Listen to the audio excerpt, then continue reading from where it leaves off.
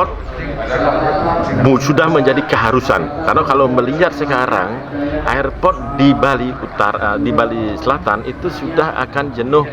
Paling kalau dia bisa nanti memperpanjang lagi sekitar 400 meter, jadi landasannya bisa dari 3.000 jadi 3.400 dan parkirnya, maka paling tahan sampai 2030. Maka sebelum 2030 sudah harus berdiri airport di Buleleng utamanya. Kalau enggak, perang tarif hotel akan terjadi karena masuknya tidak bisa, terbatas, hotelnya bertambah terus. Siapapun yang punya uang, siapapun yang punya kesempatan pasar, mereka akan bangun hotel, nggak bisa dibendung gitu. Nah, maka akhirnya perang tarif di hotel. Yang kedua, yang paling penting adalah budaya kita. Adat dan istiadat kita akan hilang kalau tidak ada, kalau pertumbuhan terus ke Bali Selatan. Tol ke Bali Selatan, PKB Bali Selatan, terus kemudian airport lagi, kan di sini nggak ada, ya otomatis dong mereka akhirnya ke selatan semua, yang menyebabkan apa, itu yang saya bilang, ya kasihan orang yang kelas bawahnya di sana akan meninggalkan juga karena nggak tahan dengan biaya hidup yang terlalu tinggi di selatan, sementara yang di utara juga begitu, nggak ada kesempatan kerja ya pindah ke Jakarta, ada yang transmigrasi, ada yang ke selatan cari kerjaan, itu yang akhirnya apa, adat budaya kan sangat erat dengan tempat tinggal. Kita kan tahu ya, kalau orang Bali itu adat budaya itu tempat tinggalnya yang menjadi komunitas adatnya. Kalau begitu, oke, sekarang kelihatan gemerlap di selatan ya. Tapi jangan salah loh, Betawi juga begitu. Jakarta sangat gemerlap, tapi mana ada orang Betawinya sekarang? Saya ingin tahu gitu loh.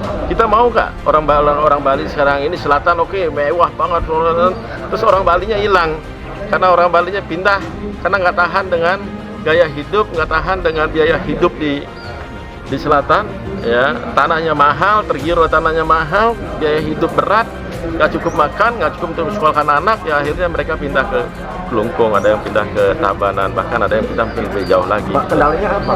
Apa permasalahannya, kenapa wujudnya segini? Tinggal Pak Koster aja, jangan kanan kiri lagi. Bumbu tambahan itu sudah menjadi kajian daripada Amerika, namanya LNB.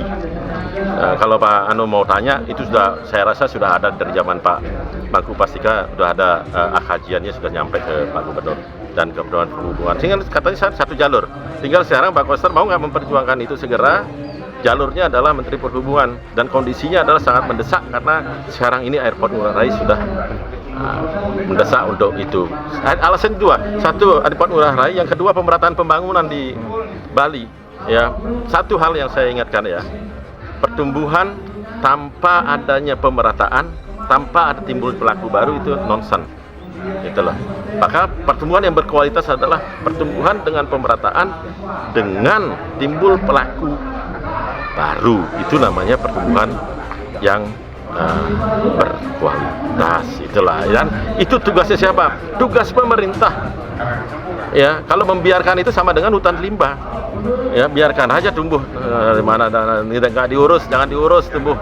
Gitu loh. Kalau mau mengurus, kalau mau benar, maka itu saya salut sama Jokowi. Dia pindahkan ibu kota. Saya pernah juga berpikir memindahkan provinsi itu ke daerah Karangasem, di antara perbatasan Karangasem dengan Buleleng. Kenapa? Saya ingin ada pemerataan pertumbuhan di Bali. Jangan sampai pertumbuhan yang tidak merata. Dan itu melakukan Pak Jokowi dengan membangun IKN. Itu cara pemerataannya, harusnya pola pikirnya begitu. Segera bagaimana caranya memeratakan. Apalagi yang namanya Pak Koster kan daerahnya daerah Buleleng, Putra Buleleng. Kita sangat berharap dengan kita dulu setengah mati kita, kita harus punya gubernur Leleng, kita punya gitu kan. Tapi sekarang mari kita tuntut apa yang telah Bapak kerjakan. Jangan ngomongin bahwa shortcut sudah saya kerjakan. Shortcut zaman saya juga saya sudah jalan. Mungkin wartawan lihat waktu itu saya zaman dulu sama Pak JK, Pak Jokowi sampai ngunjungin ke sama Pak Yusuf Kalla sampai ngunjungin Bali Mandara. Ingat nggak wartawan itu? Turun di sini bawah lihat bahwa Menteri PUPR. Zaman itu kita sudah Pak Menteri PUPR disuruh untuk segera membuat shortcut. Bukan hari ini loh, bukan 5 tahun yang ini. Zaman itu meninjau ke bawah sampai mengunjungi SMA Bali Mandara.